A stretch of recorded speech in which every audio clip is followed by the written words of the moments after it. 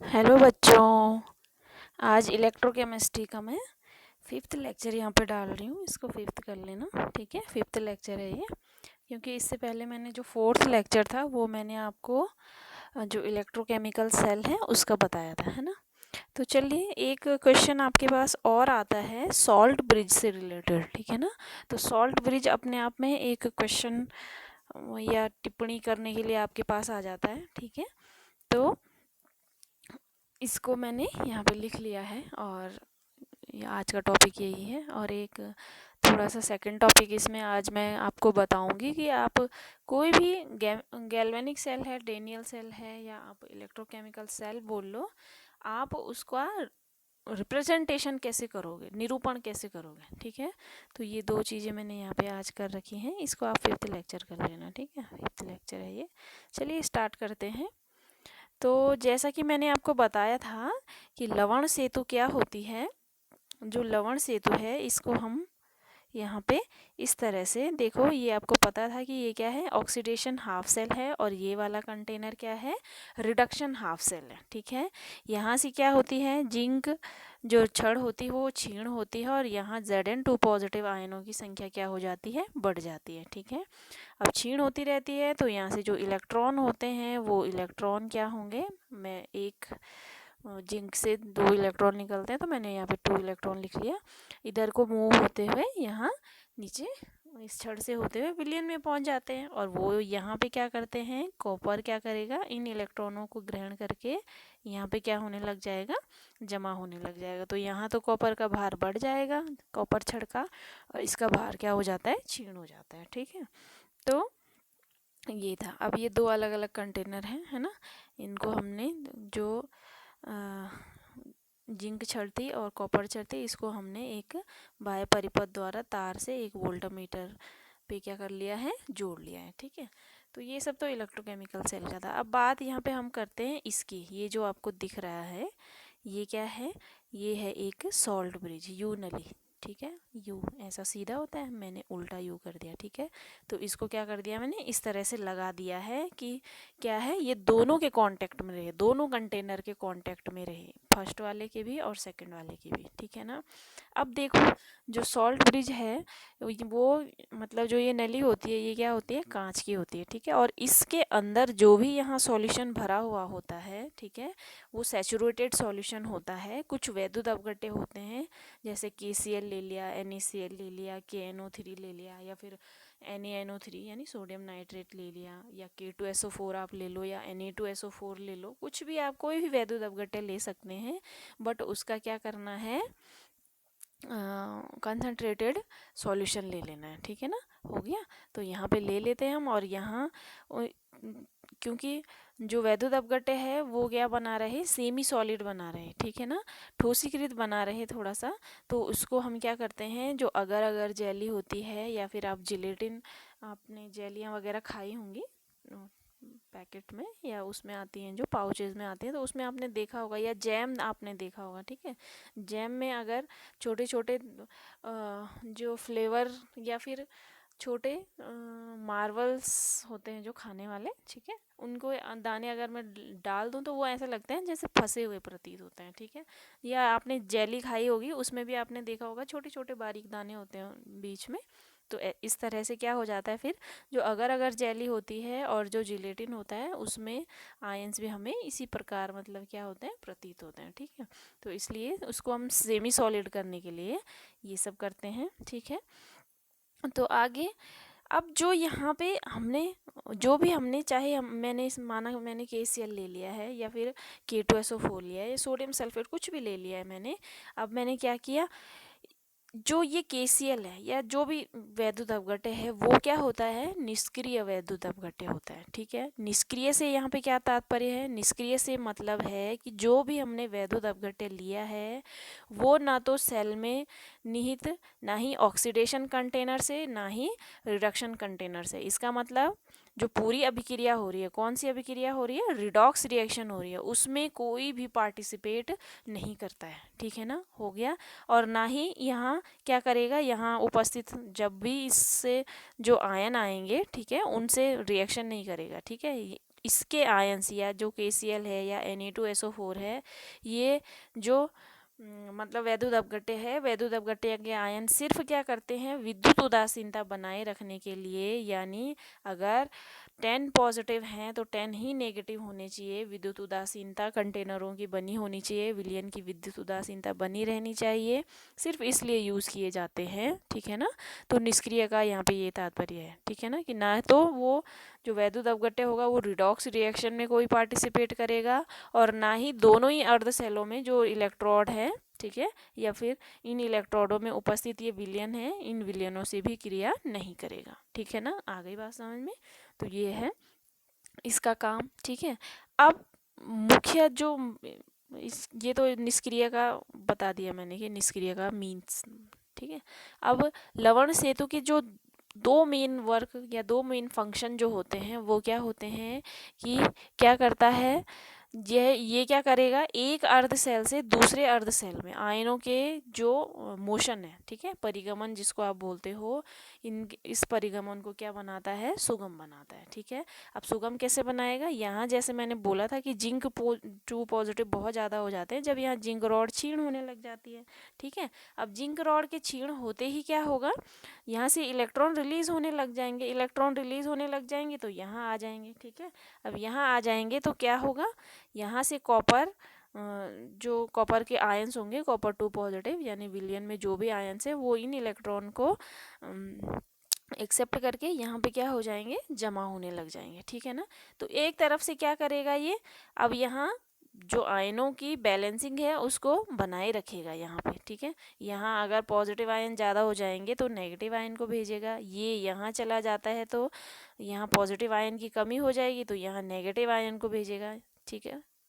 ओ sorry, यहाँ क्या करेगा, पॉजिटिव आयन की कमी होगी तो यहाँ पॉजिटिव को भेजेगा, यहाँ नेगेटिव आयन की कमी होगी तो यहाँ क्या करेगा, नेगेटिव को भेजेगा, ठीक है। तो ये समझ ली ना, कल भी मैंने बताया था। तो इस तरह से कहीं ना कहीं ये क्या करता है, इस पूरे, ठीक है, विद्युत परिपथ को जो भी यहाँ से यहाँ जा रहा है, बन रहा है, पूरा दिख रहा है आपको, इसको पूर्ण करने का कार्य करता है, ठीक है ना, हो गया। और दूसरी चीज़ इसी में मैंने बता दिया था कि यहाँ जड़न आयनों की यानी पॉजिटिव आयनों की क्या हो जाती है, अधिकता हो जाती है तो नेगेटिव आयन ले आएगा, यहाँ पॉजिटिव आयनों की कमी हो जाती है तो यहाँ क्या करेगा, पॉजिटिव आयन दे देगा, ये सॉल्ट ब्रिज में उपस्थित जो भी वैद्युत अपघट्य आपने लिया है, ठीक है। तो दो मेन फंक्शन है इसके, हो गया।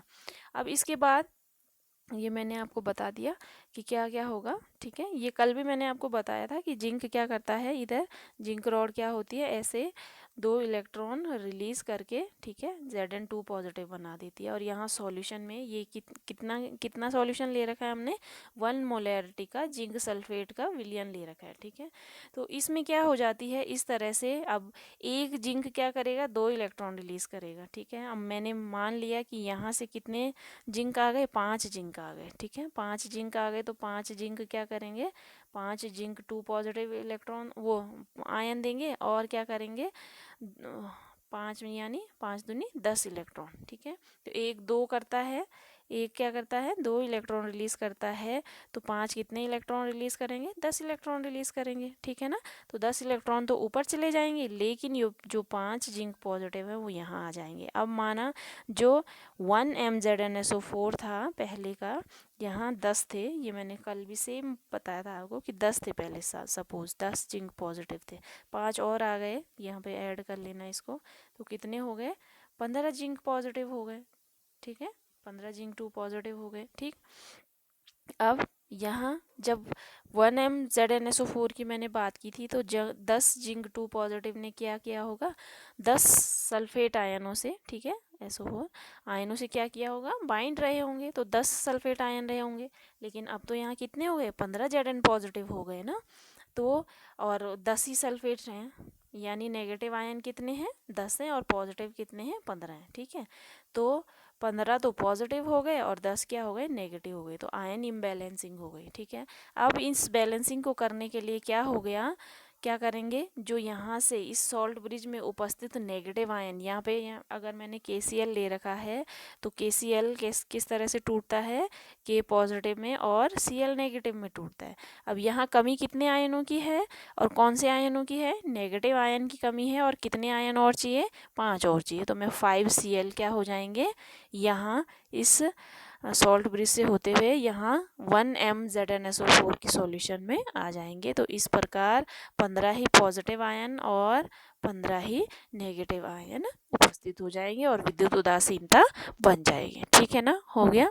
अब सेम इसमें भी यही होगा। ठीक है, रिडक्शन हाफ सेल वाले कंटेनर में इसमें क्या होगा, जैसे इधर से इलेक्ट्रॉन पास होंगे तो क्या हुआ, मैंने अभी देखा था, बताया था आपको कि 5 जिंक यहाँ आ गया। अब 5 जिंक होंगे तो 10 इलेक्ट्रॉन यहाँ प्रोवाइड कराएंगे। ठीक है, 10 इलेक्ट्रॉन इधर जाएंगे तो यहाँ ठीक है, ये क्या है, 1M ZnSO4 है ना, 1M ZnSO4 मैंने मान लिया इसमें 10 कॉपर Zn नहीं, सॉरी कॉपर है यहाँ, ये क्या है 1MCuSO4 है, कॉपर सल्फेट का विलयन। अब मैंने मान लिया इसमें सपोज कि 10 क्या हैं, Cu2 पॉजिटिव हैं और 10 ही क्या है, SO4 2 नेगेटिव हैं। ठीक है, अब यहाँ से कितने इलेक्ट्रॉन आए थे, अभी 10 इलेक्ट्रॉन आए थे। ठीक है, 10 इलेक्ट्रॉन मतलब यहाँ देखो ये क्या है, 2+ है यहाँ पे, है ना, इसका मतलब एक कॉपर कितने इलेक्ट्रॉन बाइंड कर सकता है, 2 इलेक्ट्रॉन बाइंड कर सकता है। तो 10 इलेक्ट्रॉनों को कितना कॉपर बाइंड करेगा, 5 कॉपर बाइंड करेगा। ठीक है, तो 10 में से 5 कॉपर तो क्या हो गए, इलेक्ट्रॉन लेके, ठीक है, 10 इलेक्ट्रॉन लेके किस में बदल गए, Cu सॉलिड में बदल गए। कितने, 5 Cu सॉलिड में। अब 5 कॉपर के जो एटम बोलो आप या आयन तो अब रहे नहीं। ठीक है, ये सॉलिड अवस्था में आ गया, तो जैसी सॉलिड अवस्था में आता है यहाँ पे क्या होने लग जाएगा, जमा होने लग जाएगा इस तरह से। ठीक है, अब जमा होने लग जाएगा तो 10 में से 5 कॉपर तो चले गए। अब हमारे पास सिर्फ कितने कॉपर बचे, 5 कॉपर बचे, लेकिन सल्फेट तो हमारे पास कितने हैं, 10 सल्फेट है ना। तो इसका मतलब यहाँ धनायनों की क्या हो गई, कमी हो गई है। तो अब इस सॉल्ट ब्रिज से क्या होगा, जो हमने KCl ले रखा था, चूँकि K पे पॉजिटिव है, Cl पे नेगेटिव है, तो 5 K पॉजिटिव और आएंगे। ठीक है, और इस तरह से टोटल पॉजिटिव आयन कितने हो जाएंगे, 10।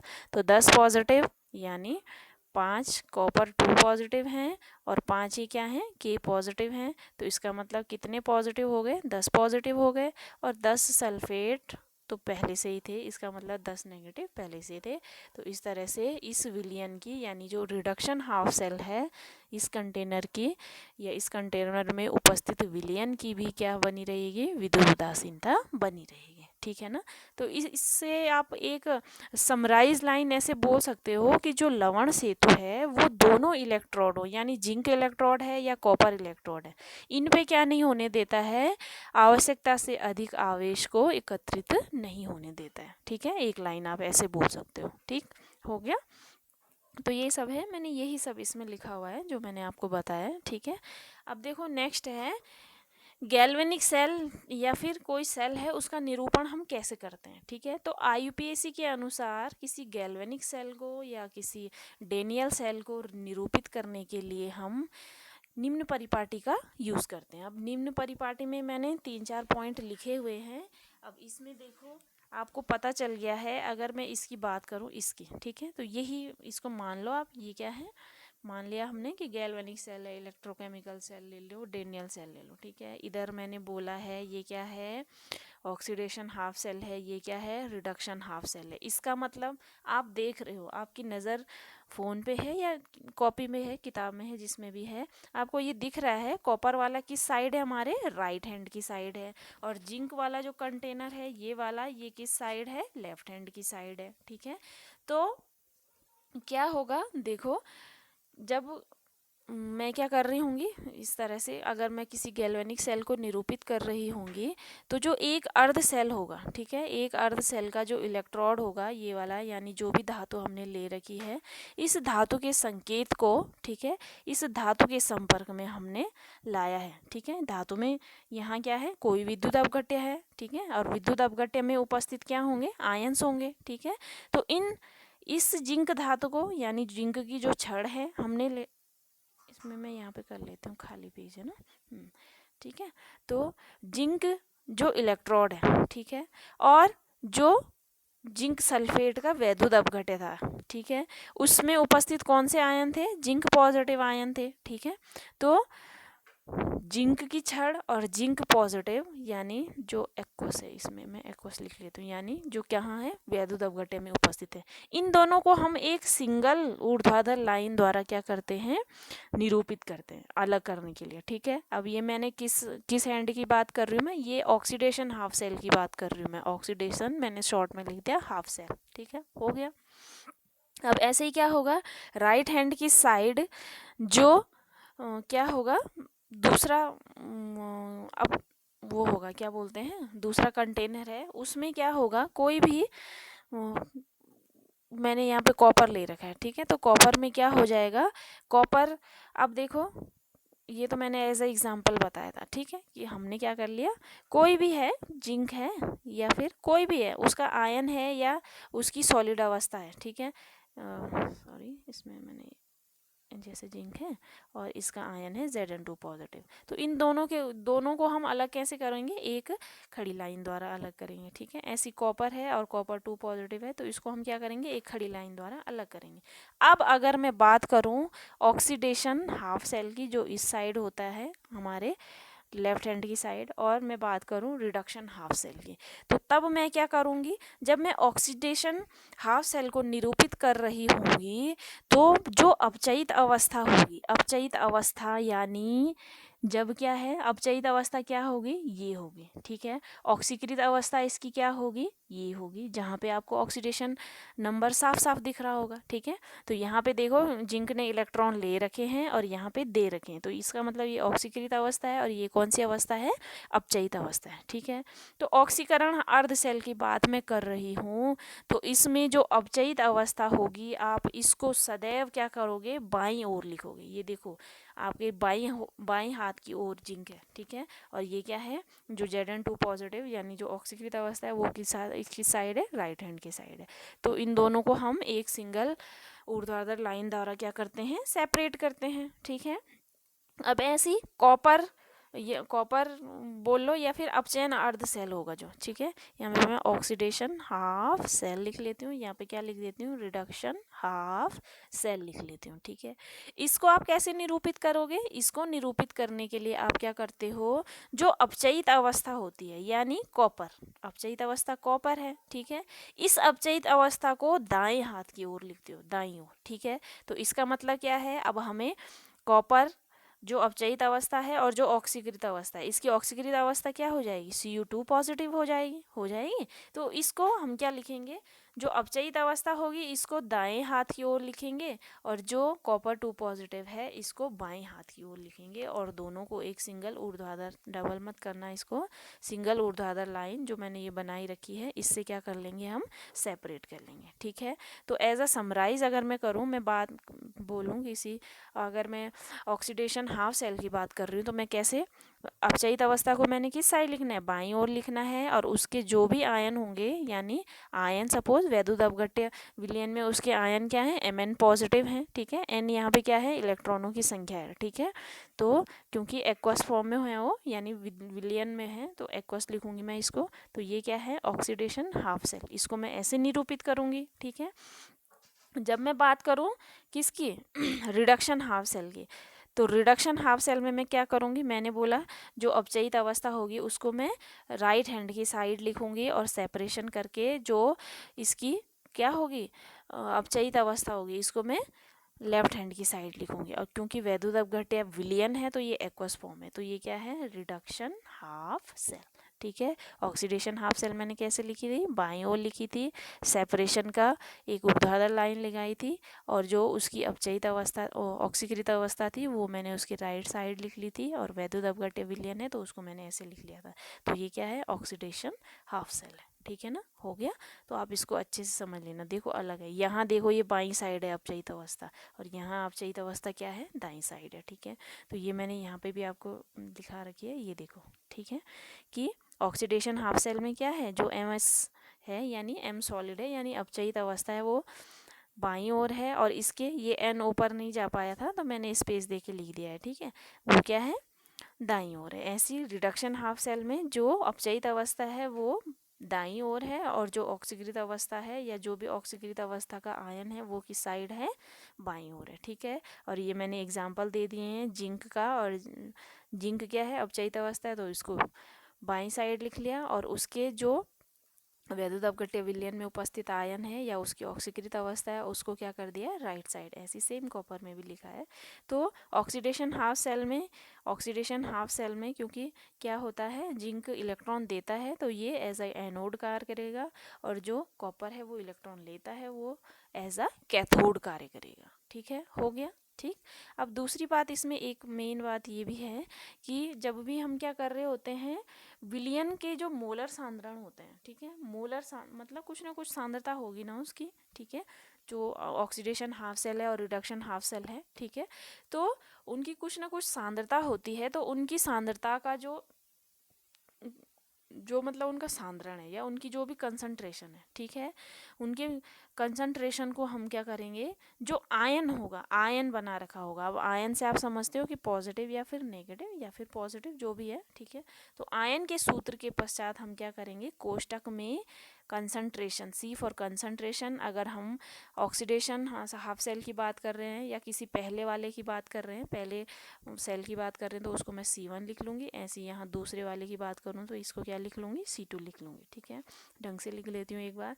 क्या बोल रहा है कि कोई भी विलयन है उसका हमने मोलर सांद्रण व्यक्त करना है, तो जो उसकी आयन अवस्था होगी, जैसे जिंक है तो जिंक की आयनिक अवस्था क्या है, Zn2 पॉजिटिव है। ठीक है, और इसका मोलर सांद्रण मुझे व्यक्त करना है, तो मैं जो आयन फॉर्म होगी उसके आगे कोष्टक में क्या लिख दूंगी, उसकी सांद्रण लिख दूंगी, यानी मैंने C1 लिख दिया। अब मैं कॉपर की बात करूं तो कॉपर में आपको पता है, क्योंकि कॉपर क्या है, रिडक्शन हाफ सेल है यहाँ पे, तो इसकी आयनिक अवस्था क्या है या आयन क्या है, इसका Cu2 पॉजिटिव है, और इसका सांद्रण में इसी के आगे कोष्टक में लिख लूँगी, और तब ऊर्ध्वाधर लाइन लगाऊंगी और Cu को क्या करूँगी, बाद में लिखूँगी। आगे बात समझ में? तो इस तरह से आप बोल सकते हो कि यहाँ पे C1 और C2 क्या हैं, Zn2 पॉजिटिव और कॉपर 2 पॉजिटिव आयनों के सांद्रण को क्या कर रहे हैं, व्यक्त कर रहे हैं। ठीक है, उनकी कंसंट्रेशन बता रहे हैं कि हाँ कितनी है। ठीक है, या इनकी अमाउंट बोल लो, कितनी अमाउंट है Zn2 पॉजिटिव की और कॉपर 2 पॉजिटिव की। ठीक है ना, हो गया। तो ये तो था सेकंड पॉइंट। ठीक है, अब थर्ड पॉइंट में बोल रहा है कि जब भी हम एक गैल्वेनिक सेल को रिप्रेजेंट कर रहे होंगे तो क्या होता है, जो ऑक्सीकरण इलेक्ट्रोड होता है, यानी ऑक्सीकरण इलेक्ट्रोड यानी एनोड, उसको हम हमेशा क्या करते हैं, बाईं ओर लिखते हैं, और जो अपचयन इलेक्ट्रोड होता है, यानी यहाँ पे हमने कॉपर वाला लिया था, तो उसको क्या करेंगे हम, कैथोड, यानी उसको दाईं ओर लिखेंगे हमारे हैंड के। ठीक है, तो सिंपल सा है, ये तो हो गया। अब दोनों इलेक्ट्रोडों में उपस्थित जो विलयन होंगे, अगर दोनों इलेक्ट्रोड यानी जिंक इलेक्ट्रोड ले लिया मैंने और कॉपर इलेक्ट्रोड ले लिया और उनके विलयन ले रखे हैं, यदि हमने विलयन में उनको उनके इलेक्ट्रोडों को सीधे संपर्क में रखा हुआ है और एक बीच में क्या कर दिया हमने, कोई पोरस पत्र लगा दिया, ठीक है, या सरंध्र आप बोल सकते हो उसको, या डायफ्राम बोल सकते हो, तो वो लगा दिया और डायरेक्ट कांटेक्ट में रख दिया, तो उसको एक सिंगल खड़ी लाइन, ऊर्ध्वाधर लाइन से हम क्या करेंगे, निरूपित करेंगे। और यदि अलग अलग कंटेनर हैं और हमने क्या कर रखा है, अलग अलग कंटेनर में सॉल्ट ले रखा है, इस तरह से, कहाँ गया वो चित्र, ये वाला सॉल्ट बीज ले रखा है, तो तब क्या करेंगे हम, दोनों यानी एनोड और कैथोड, ठीक है, उनके बीच क्या करेंगे, यूं इस तरह से दो खड़ी लाइनें करेंगे। चलो एक बार मैं बना देती हूँ यहाँ पे चित्र। ठीक है, जब तो क्या है देखो, सपोज किस तरह का है, एक मिनट, इस तरह से है कोई, यहाँ पे बना देती हूँ। ठीक है, थोड़ा नीचे करते हो इस तरह से। ठीक है, और यहाँ पे मैंने एक डायफ्राम लगा दिया, इस तरह से कर लेना, इसको डॉट डॉट में दिखा लेना। और यहाँ पे एक इलेक्ट्रोड है, ठीक है, इसको बड़ा कर लो, और यहाँ पे दूसरा इलेक्ट्रोड है, और दोनों को मैंने क्या कर दिया, ये नेगेटिव हो जाएगा, ये क्या हो जाएगा, पॉजिटिव हो जाएगा, और दोनों को एक बाह्य परिपथ से वोल्टमीटर द्वारा क्या कर दिया, जोड़ दिया है। ठीक है, और यहाँ कुछ ना कुछ मैंने क्या कर रखा है, सॉल्यूशन भरा हुआ है, इस तरह से कुछ ना कुछ क्या कर दिया, सॉल्यूशन भर दिया। ठीक है, तो अब आपको दिख रहा होगा कि यहाँ क्या है, कंटेनर एक ही है, एक ही कंटेनर है, ठीक है। तो इसमें अगर मुझे यहाँ पे दिखाना होगा तो मैं किस तरह से दिखाऊंगी, ठीक है। ये देखो पॉजिटिव है, यानी मैंने क्या बोला था अभी कि जो ऑक्सीडेशन हाफ सेल होगा, ठीक है, ऑक्सीडेशन हाफ सेल होगा, उसको आप क्या करोगे बाईं ओर, ठीक है। तो ये आपकी बाईं हाथ की ओर है, ठीक है, यानी ये क्या है एनोड है। तो एनोड को आप सदैव क्या करोगे बाईं ओर करोगे। तो मैंने मान लिया सपोज ये जिंक रॉड है और ये क्या है कॉपर रॉड है, ठीक है। तो मैंने क्या किया जिंक, ठीक है, आपको ये तो मैंने पहले ही बता दिया कि इसको हम ऐसे लिखेंगे, ठीक है, इसका सांद्रण यहाँ पे लिख लेंगे। अब इन दोनों के मध्य मुझे क्या करना है, यहाँ पे देखो विलियन क्या है सीधे संपर्क में है, बस एक यहाँ पे क्या लगा रखा है हमने, कोई पोरस ट्यूब लगा दी या फिर कोई संरंध्र लगा दिया, ठीक है, डायफ्राम लगा दिया। तो अब मैं क्या करूँगी, इनको एक सिंगल खड़ी लाइन द्वारा क्या करूँगी निरूपित करूँगी, और इसके बाद मैं क्या कर दूँगी फिर से वही जो मैंने पहले लिखा हुआ था Cu2 पॉजिटिव लिख दिया और इसकी सांद्रण यहाँ पे लिख दिया C2, और ये इस तरह से। तो ये क्या है एनोड है, एनोड पे ये हो रहा है और ये क्या हो रहा है कैथोड पे हो रहा है, ठीक है। तो सिंपल सा है कि जब क्या होंगे कोई दोनों इलेक्ट्रोड, जैसे यहाँ पे जिंक और कॉपर है, दोनों क्या है एक ही विलयन में है और सीधे संपर्क में है एक दूसरे से, तो इन दोनों को मैंने अलग अलग निरूपित करने के लिए क्या कर रखा है, ये देखो ये है और ये है, ठीक है। इसको मैंने पहले इतना लिख दिया एनोड को और इतना इसको कैथोड को लिख दिया, ठीक है। अब मुझे इन दोनों को साथ में निरूपित करना है क्योंकि एक ही कंटेनर की बात है, ठीक है। या फिर आगे भी हम करेंगे जब अलग अलग कंटेनर होंगे, तो इसको हमने सॉल्ट ब्रिज के माध्यम से जोड़ा होगा तो वहाँ भी हमें उसे कुछ रिप्रेजेंट करना होगा, ठीक है। तो जब एक ही कंटेनर में दोनों अलग अलग इलेक्ट्रोड किसी संरंध्र द्वारा अलग कर दिए जाते हैं तो उनको सिंगल खड़ी लाइन द्वारा इस प्रकार लिखा जाता है, ठीक है। हो गया, आ गई बात समझ में। अब इसी तरह से दूसरा है, दूसरा क्या करूँगी, जैसे मैंने क्या बोला जैसे हम बना ही रहे थे इस तरह से ये बना दिया, इस तरह से ये बना दिया, इसमें मैंने क्या कर दिया ये नेगेटिव एंड है, ये क्या है पॉजिटिव एंड है, इसको अच्छे से आप बना लेना। और इसको मैंने क्या कर दिया वोल्टामीटर से जोड़ दिया दोनों को, ये पॉजिटिव एंड हो गया, ठीक है। और क्या कर दिया मैंने यहाँ पे विलियन भर दिया है, इंक दूसरी लेनी पड़ेगी, इस तरह से मैंने क्या कर दिया विलियन भर दिया, विलियन भर दिया, ठीक है। और मैंने इनके बीच क्या लगा दिया इस तरह से एक सॉल्ट ब्रिज लगा दिया है, ठीक है। हो गया सॉल्ट ब्रिज लगा दिया। अब आपको पता, ओहो भगवान यही प्रॉब्लम है इसमें,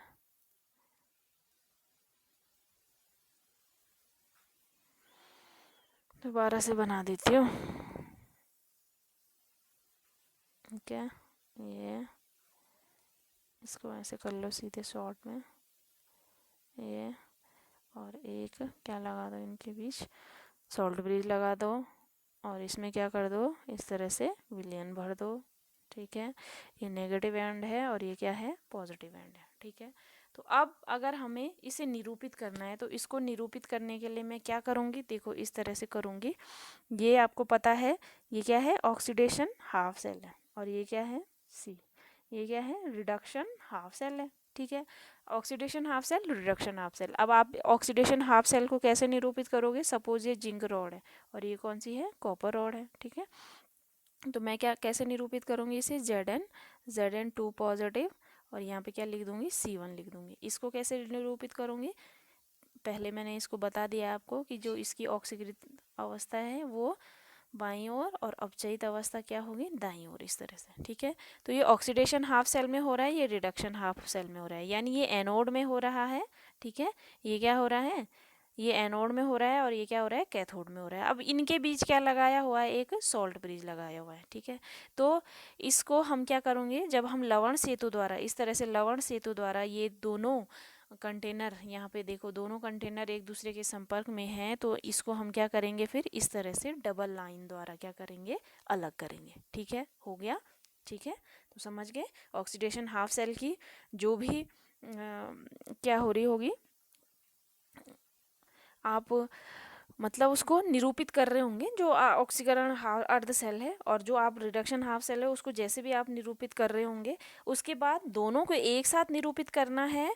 और दोनों में क्या लगा हुआ है इस तरह से सॉल्ट ब्रिज लगा हुआ है, तो सॉल्ट ब्रिज को हम क्या करेंगे डबल ऊर्ध्वाधर लाइन से, यानी क्या करोगे, दो खड़ी लाइनों द्वारा या दो समानांतर ऊर्ध्वाधर रेखाओं द्वारा आप क्या करते हो, इसे निरूपित करते हो। ठीक है, एक बार मैं फिर से एनोड और कैथोड वाला इस तरह से लिख लेती हूँ। देखो कि क्या किया, Zn है, Zn2 पॉजिटिव है,